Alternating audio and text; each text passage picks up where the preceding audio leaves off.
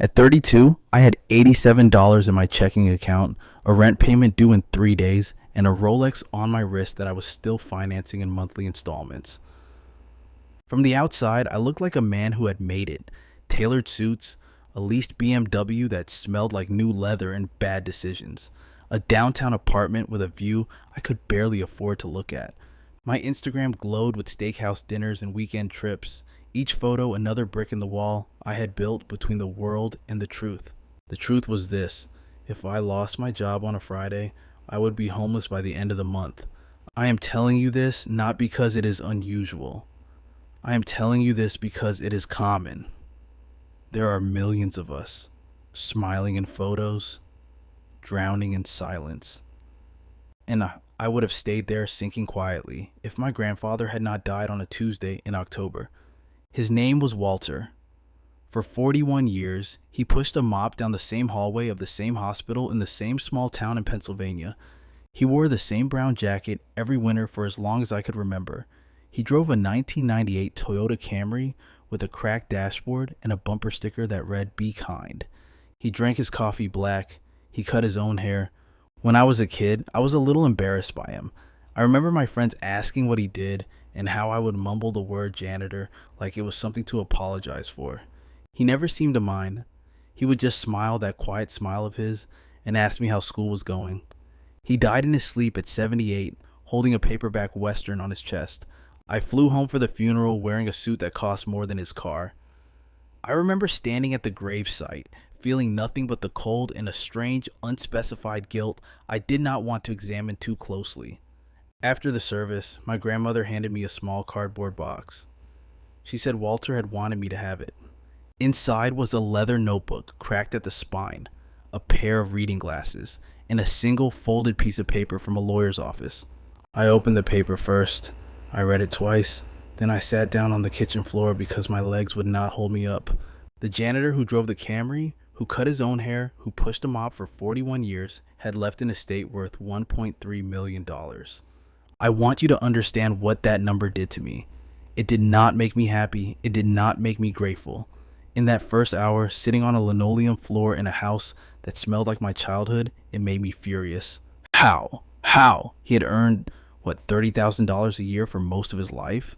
He had raised 3 kids, paid a mortgage, never once in any memory I had of him complained about money. And he had died with $1.3 million. Meanwhile, I, with my MBA and my 6-figure salary, could not cover a single emergency without reaching for a credit card. That night, in my old childhood bedroom, I opened the notebook. The handwriting was small and careful, the way men of his generation wrote. The first page was dated April 1962. He would have been about 15 years old. It said only this: pay yourself first, even if it is $1. The dollar you save is the only dollar that works for you while you sleep. I almost laughed. It sounded like something printed on a poster in a high school guidance counselor's office. Then I turned the page. What followed was 40 years of one man's quiet education. There were entries about his first paycheck when he was 16, working at a gas station. He had set aside $2 from each one. $2. He wrote that it felt impossible at the time. He wrote that it felt necessary anyway. There were entries about a coworker named Jim who bought a Cadillac in 1971 and lost his house in 1974. Jim drove a beautiful car right out of his own future, my grandfather wrote. I drove a used Plymouth and kept mine. There were pages of math done in pencil, compound interest tables he had calculated by hand. Little notes in the margins, like patient money grows quietly and the market does not reward the loud. I read until the sun came up. Around 4 in the morning, I got to a page that broke me. It was an entry from 1989. He wrote about my mother, his daughter, getting married. He wrote about how proud he was. And then he wrote this: one day my grandchildren will look at the world and think they need a great deal to be happy. They will see houses they cannot afford and clothes that cost a week of work. I worry about this. I have lived a small life on purpose. I hope someday they understand that a small life lived deliberately is not a small life at all. I sat in that bed at 32 years old and cried like a child because he had been talking about me. Across 30 years of silence, he had reached forward through time and touched me directly on the shoulder. He was talking about the Rolex, the BMW, the apartment I could not afford, the version of myself I had built to impress people who did not, in the end, care. I flew home 3 days later, a different person. I would love to tell you that I transformed overnight. That is not what happened. Real change is never that clean. What I did first was simple. I sold the Rolex. I got back about 60% of what I had paid for it, which was a brutal but useful education in the difference between price and value. I broke the BMW lease and bought a used Honda Civic for cash. The first time I drove it, I felt naked. I felt like everyone on the highway could see that I had lost something. It took me 6 months to realize that what I had lost was a costume. I made a budget, a real one. Not the aspirational kind I had played with before, but the kind that opens its mouth and tells you the truth. I learned that I had been spending $1,100 a month on restaurants. $1,100, enough to max out a Roth IRA in 6 months. I had been eating my retirement one delivery order at a time. I started doing what my grandfather had done. I paid myself first, before rent, before anything, 20% off the top into a low-cost index fund on the same day my paycheck hit. At first, it felt like bleeding. After about 4 months, it began to feel like breathing. I moved to a smaller apartment. I cooked.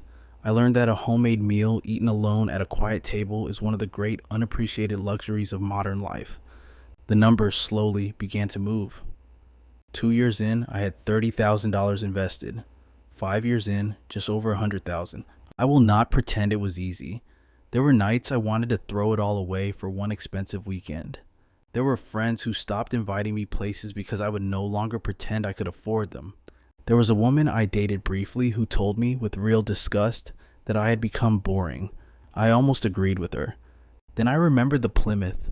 I remembered Jim and his Cadillac. I remembered the page in the notebook where my grandfather had written in pencil, "The loudest life is rarely the richest one." I kept going. Year 10, I crossed $500,000. I was 38 years old. I drove a paid-off Honda. I rented a one-bedroom apartment. I cut my own hair. And for the first time in my adult life, I woke up in the morning without that low animal hum of financial fear in my chest. You do not understand, until that hum stops, how loud it had been. I am 41 now. I crossed $1 million last spring on a Tuesday while I was eating a sandwich at my kitchen table. I did not celebrate. I sat very still for a long time, and then I went and got the notebook out of my desk drawer and I read the first page again. Pay yourself first, even if it is $1. The dollar you save is the only dollar that works for you while you sleep. I want to leave you with the part of this story I think about the most. My grandfather, Walter, who pushed a mop for 41 years, did not get rich because he was lucky.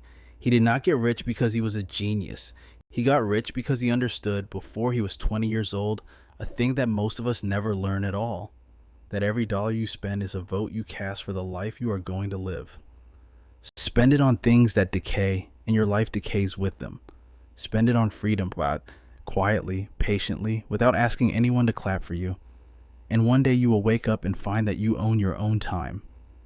And there is nothing on this earth more expensive than that. The Rolex is gone. The BMW is gone. The version of me that needed them is gone too, and I do not miss him. What I have, instead, is a small leather notebook, a quiet life, and a future that belongs to me. If my grandfather could build that on a janitor's salary, in a town nobody has heard of, with nothing but patience and a pencil, then so, I promise you, can you.